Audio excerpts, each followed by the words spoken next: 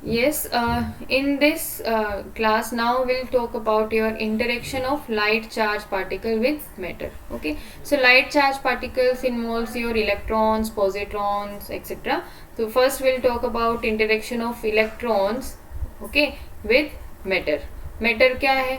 Matter is made up of atoms only. Okay, तो ये matter अगर आपके हैं, इसमें बहुत सारे एटम्स आपके हैं, तो इलेक्ट्रॉन आपका कोई इंसिडेंट इलेक्ट्रॉन आपने इंसिडेंट किया किसी मैटर पे, so it will interact with the atoms only. Okay, so we will talk about how an electron interact with an atom. Okay, तो इलेक्ट्रॉन का इंटरेक्शन एटम के साथ किस टाइप का होगा? किस टाइप का मतलब कि वो इलास्टिक कोलिजन करेगा या इन इलास्टिक कोलिजन करेगा. इलास्टिक और इन इलास्टिक कोलिजन क्या है? इलास्टिक में जो है आपकी नो लॉस ऑफ एनर्जी.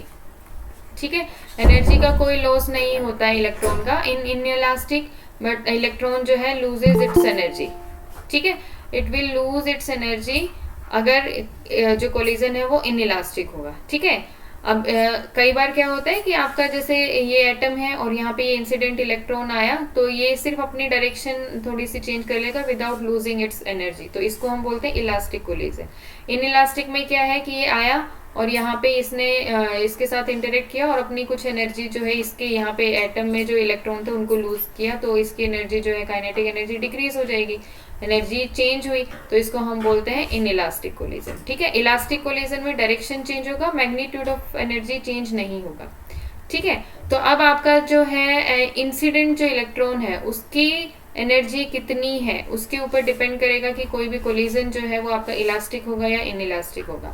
अगर आपके इलेक्ट्रॉन की एनर्जी जो है वो इलेक्ट्रॉन वोल्ट या किलो इलेक्ट्रॉन वोल्ट के ऑर्डर की है, ठीक है, इलेक्ट्रॉन वोल्ट या किलो इलेक्ट्रॉन वोल्ट के ऑर्डर की अगर एनर्जी है आपकी, तो उस केस में क्या होगा प्रोबेबिलिटी कि आपका इलेक्ट्रॉन जो है वो बाहर से ही डिफ्लेक्ट होके चला जाए. ठीक है, यहाँ पे इस डायग्राम में आप देखेंगे. ठीक है, कि एक इलेक्ट्रॉन जिसकी एनर्जी जो है वो किलो इलेक्ट्रॉन वोल्ट की रेंज की है, तो वो क्या है, ये पूरा एटम है, उससे थोड़ा सा बाहर से ही मतलब डिफ्लेक्ट होके हल्का सा चला गया, बस अपनी डायरेक्शन इसने चेंज कर ली, no change in kinetic energy, तो आपका इसको हम बोलते हैं elastic scattering with outer electron. क्या है यहाँ पे, सपोज कोई इलेक्ट्रॉन अगर होगा इस एटम का और ये इलेक्ट्रॉन यहाँ पे आ रहा है, तो कूलम कूलम रिपल से होगा यहाँ पे, तो ये क्या है, इससे दूर भागेगा. ठीक है, वो चला गया. ओके, फिर अगर आपकी एनर्जी थोड़ी सी और अगर बढ़ गई है, ओके, तो थोड़ी सी और एनर्जी अगर बढ़ गई तो प्रोबेबिलिटी है कि ये इलेक्ट्रॉन में इतनी सफिशिएंट एनर्जी है कि ये एटम के आउटर जो ऑर्बिट है उसमें एंटर कर जाए. ठीक है, उस केस में क्या होगा कि आपके आउटर ऑर्बिट जो है उसमें जो यहाँ पे इलेक्ट्रॉन्स घूम रहे होंगे उनके साथ अगर इसका कोलिजन हुआ या इंटरेक्शन हुआ, तो ये जो इलेक्ट्रॉन है they will gain some kinetic energy, some energy from the kinetic energy of this electron. ठीक है, तो जो इंसिडेंट इलेक्ट्रॉन था उसकी काइनेटिक एनर्जी में से कुछ एनर्जी जो है ये अपनी इस इलेक्ट्रॉन को दे देगा जो एटम के जो इलेक्ट्रॉन थे उनको, तो ये अपना हायर एक्साइटेड स्टेट में जा सकते हैं या हो सकता है कंप्लीटली आउट हो जाए, तो उस केस में क्या हो जाएगा, आपका आयोनाइजेशन हो जाएगा एटम का. तो आपकी एनर्जी जो है या तो आयोनाइजेशन में यूज हो सकती है या एक्साइटेशन में यूज हो सकती है. कौन सी energy, kinetic energy of your incident electron. तो इस कोलिजन को हम बोलेंगे inelastic scattering of electron by atomic electron. ठीक है, जो एटम के जो इलेक्ट्रॉन है, मैटर में जो एटम प्रेजेंट है और यहाँ पे ये हमने बाहर से कोई इंसिडेंट इलेक्ट्रॉन डाला, उसकी काइनेटिक एनर्जी वो थोड़ी सी लूज करेगा. फिर अगर उसकी एनर्जी और ज्यादा है, मतलब मेगा इलेक्ट्रॉन वोल्ट की रेंज में अगर उसकी एनर्जी पहुंच गई, अभी हम बात कर रहे थे पहले किलो इलेक्ट्रॉन वोल्ट की, इलेक्ट्रॉन वोल्ट से फिर kilo electron volt and then mega electron volt, तो आपकी पॉसिबिलिटी क्या है कि इलेक्ट्रॉन जो है इनर वाले जो शेल्स हैं उसमें भी अंदर एंटर कर जाए, तो अगेन सेम आपकी इनइलास्टिक स्कैटरिंग होगी और वो न्यूक्लियस के काफी पास आ जाएगा. ठीक है, तो इस केस में क्या होगा, अब न्यूक्लियस के पास आ गया है तो ये यहाँ पे इसका ये पॉजिटिव चार्ज है. ठीक है, न्यूक्लियस पे आपके प्रोटॉन और न्यूट्रॉन और एक इलेक्ट्रॉन यहाँ पे आ रहा है, तो ये रिपल्शन ना फील करके इस केस में हो सकता है अट्रैक्शन फेस करे और ये इसका क्या होगा, एक्सेलरेशन हो जाएगा. मतलब ये यहाँ पे जैसे सपोज यहाँ पे इलेक्ट्रॉन यहाँ है, तो ये इसको ज्यादा फोर्स से हो सकता है इसको अट्रैक्ट कर ले, तो ये क्या है इसका एक मतलब चेंज इन वेलोसिटी होगा, एक्सेलरेशन उसका चेंज होगा, तो इलेक्ट्रॉन जो है दे विल बी एक्सेलरेटेड। और हर एक चार्ज पार्टिकल जो होते हैं व्हेन दे आर एक्सेलरेटेड, ठीक है, एक्सेलरेटेड चार्ज पार्टिकल्स जो होते हैं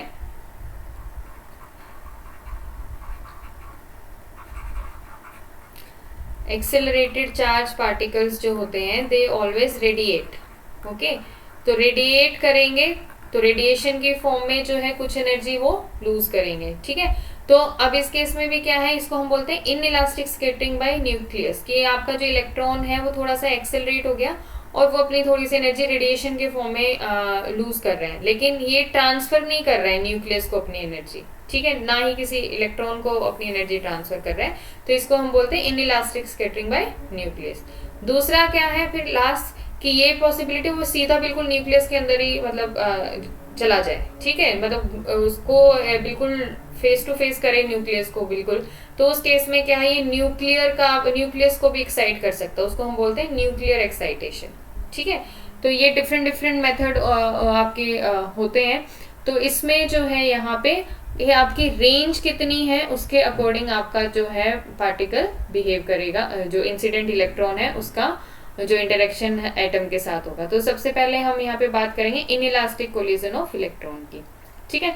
तो इनइलास्टिक कोलिजन जैसे मैंने बोला कि अगर आपकी इसकी इंसिडेंट इलेक्ट्रॉन की जो एनर्जी है वो मेगा इलेक्ट्रॉन वोल्ट के ऑर्डर की होती है, तो उस केस में वो बाउंड जो इलेक्ट्रॉन्स हैं एटम के उनको एक्साइट कर सकता है या उनको आयोनाइज कर सकता है, ठीक है। तो उस केस में जो आपकी एनर्जी जो वो लूज करेगा, इंसिडेंट इलेक्ट्रॉन जो अपनी एनर्जी लूज करेगा dE by dx, वो होगा ये 4 pi e square n z upon m not v square log of e 1.16 m not v square upon 2 i बार। अब यहाँ पे this is the case for your जो एनर्जी है electron की रेस्ट मास एनर्जी से अगर आपकी कम है, ठीक है, यहाँ पे जो इंसिडेंट इलेक्ट्रॉन है उसकी एनर्जी E जो है less than m naught c square है, उस केस के लिए पॉसिबल है। एम नॉट क्या आपका rest mass of electron, c velocity of light, तो एम नॉट सी स्क्वायर की वैल्यू हम कैलकुलेट करेंगे, उससे एनर्जी अगर आपकी कम है तो आपका जो एनर्जी लॉस होगा वो इस फॉर्मूले के अकॉर्डिंग होगा, ठीक है। और यहाँ पे आई बार क्या है, ये मीन एक्साइटेशन एनर्जी जो है आपकी एटॉमिक इलेक्ट्रॉन की, ठीक है, क्योंकि एक्साइटेशन के लिए किसी इलेक्ट्रॉन को कितनी एनर्जी चाहिए एटम में जो प्रेजेंट है वो उसकी आयनाइजेशन एनर्जी एक्साइटेशन एनर्जी पे डिपेंड करेगा, ठीक है। और ये भी velocity of your incident electron. तो ये इंपेरिकल फार्मूला है, इनका derivation is beyond your scope, तो आपको सिर्फ ये लर्न करना पड़ेगा, ठीक है। तो यहाँ पे Z जो है आपका ये आपका एटॉमिक जो इलेक्ट्रॉन है उसका कितना चार्ज नंबर है, एब्जॉर्बर जो है एटम उसके बारे में बात की है, ठीक है। फिर दूसरा जो है रेडिएटिव कोलिजन, कि आपका जो न्यूक्लियस के पास गया इलेक्ट्रॉन, ठीक है, मैंने बताया था यहाँ पे ये सपोज न्यूक्लियस है और इलेक्ट्रॉन जो है सपोज आपका इनर उसमें भी चला गया है, इनर जो ऑर्बिटल्स हैं, ठीक है, तो ये न्यूक्लियस के काफी पास पहुंच जाएगा, तो न्यूक्लियस से हो सकता है कि अट्रैक्शन फील करे या जो भी फोर्स फील करेगा, तो चार्ज पार्टिकल जो है वो आपका एक्सेलरेट होगा तो इट विल रेडिएट। तो ये जो रेडिएशन जो निकलती है इनको हम बोलते हैं ब्रेमस्ट्रॉलिंग रेडिएशन, ठीक है। तो हमेशा जो है आपका ये कब पॉसिबल है, आपकी एनर्जी वही अगेन काफी हाई एनर्जी है और इलेक्ट्रॉन जो है अंदर वाले ऑर्बिटल्स में पेनिट्रेट करके quite near to the nucleus, तो उस केस में उसका एक्सेलरेशन होगा और एक्सेलरेशन करेगा तो वो रेडिएट करेगा, जिनको हम ब्रेमस्ट्रॉलिंग रेडिएशंस भी बुलाते हैं। तो उस केस में आपका जो एनर्जी लॉस होगा that will be given by this formula, ठीक है। वो अब इस केस में देखो Z स्क्वायर के प्रोपोर्शनल है आपका एनर्जी लॉस जो है, ठीक है, जो टारगेट एटम है, जो आपका एब्जॉर्बर जो मटेरियल है उसका जो एटम का कितना एटॉमिक नंबर है उसके स्क्वायर रूट के प्रोपोर्शनल है, और यहाँ पे inversely proportional to mass number, okay. तो इस तरीके से आपके ये डिफरेंट एक्सप्रेशन दिए हुए हैं for your interaction of electron with atom या मैटर, ठीक है। फिर इलास्टिक कोलिजन की अगर हम बात करें, इलास्टिक कोलिजन भी पॉसिबल है कि न्यूक्लियस के पास वो गया और वो सिंपली डिफ्लेक्ट होके आ गया, ठीक है।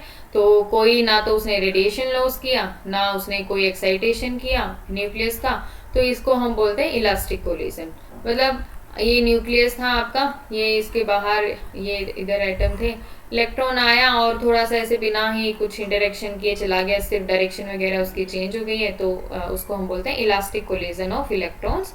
वो न्यूक्लियस के बस पास से चला गया, या बाहर से भी ऐसे आप चला जाता है, तो उसको भी हम इलास्टिक कोलिजन ही बुलाते हैं। तो यहाँ पे आपकी जो एनर्जी लॉस जो है, ठीक है, वो सिर्फ इन इलास्टिक कोलिजन के थ्रू हो सकती है।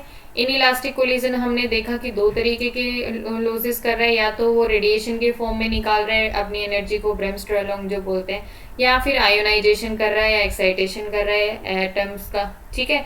तो आपकी जो टोटल जो एनर्जी लॉस जो है वो दो तरीके से हो सकती है। ओके, फिर ये इन्होंने कितना रेशियो रहेगा, ठीक है, तो ये इन्होंने अप्रोक्सीमेशन दिया हुआ है कि रेडिएशन का जो लॉस है, ये वाला जो सेकंड वाला जो टर्म है इसका जो लॉस है, और इस वाले टर्म का जो रेशियो है, that is given by EZ over 800, ठीक है, where E is the electron energy in mega electron volt. जो एनर्जी इंसिडेंट इलेक्ट्रॉन की है वो Z आपका atomic number of your target nucleus जो है, या एब्जॉर्बर आप उसे कहिए, डिवाइडेड बाय 800, ठीक है। तो ये कुछ मतलब फिक्स एम्पेरिकल फॉर्मूले दिए हुए हैं, जिसमें कुछ मतलब ऐसा फिजिक्स वाला बहुत बड़ा रोल नहीं है। यहाँ पे ये इन्होंने ग्राफ दिया हुआ है, जिसमें इन्होंने पार्टिकल की जो एनर्जी है मेगा इलेक्ट्रॉन वोल्ट, उस रेंज के साथ आपका एनर्जी लॉस किस तरीके से हो रहा है वो दिखाया है।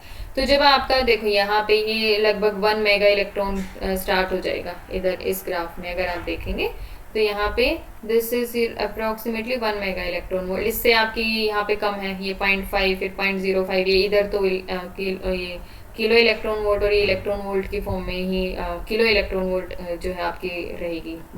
मेगा मतलब 10⁻⁶, तो 0.005 का मतलब कितना हो जाएगा, 5 इंटू 10⁻³ मतलब 5 किलो इलेक्ट्रॉन वोल्ट रहेगी ये वाली जो वैल्यू है। तो यहाँ पे जो जैसे ही mega electron volt energy range आपकी स्टार्ट होती है, तो वो क्या इनर जो है उसमें कोर में घुसने की कोशिश करेगा इलेक्ट्रॉन, उसके पास एनर्जी होगी इतनी सफिशिएंट। न्यूक्लियस के पास से चला गया तो रेडिएशन लॉस कर सकता है, और जो अंदर वाले जो इलेक्ट्रॉन है उनका आयोनाइजेशन कर सकता है। तो यहाँ पे ये वाली जो प्रोसेस है, देखो रेडिएशन वाला जो लॉस है एकदम डोमिनेट करना शुरू कर दिया है, ठीक है। और उससे पहले जो है कम जब एनर्जी रेंज थी, तो आपका यहाँ पे इस तरीके से लॉस हो रहा था, सिंपल आपका आयनाइजेशन या एक्साइटेशन इलेक्ट्रॉन्स का कर रहा था, और कोलिजन्स के थ्रू अपनी काइनेटिक एनर्जी धीरे धीरे वो अपनी लूज कर रहा था। तो ओवरऑल जो है आपका जो टोटल लॉस रहेगा वो इन दोनों प्रोसेस का, यहाँ पे रेडिएशन लॉस तो यहाँ शुरू हुआ, एक्साइटेशन आपका स्टार्टिंग से ही या आयोनाइजेशन शुरू से ही आपका चल रहा था, और यहाँ आके ये वाला जो लॉस है आयनाइजेशन लॉस, ये तो थोड़ा सा कम डोमिनेट हुआ, और ये एकदम से डोमिनेट करना शुरू करेगा। तो ओवरऑल जो आपका है ये इस तरीके का हाइपरबोलिक काइंड ऑफ शेप आ जाएगा इलेक्ट्रॉन के इंटरेक्शन का। तो इस तरीके से आप इसको एक्सप्लेन कर सकते हो कि आपकी रेंज ऑफ एनर्जी कितनी है इंसिडेंट पार्टिकल की, उसके अकॉर्डिंग डिपेंड करेगा आपका टोटल लॉस जो है वो किस तरीके से होगा। इधर ये डिक्रीज हो रहा है, इधर ये आपका इंक्रीज हो रहा है। Okay, so this way we can discuss the interaction of electron with matter.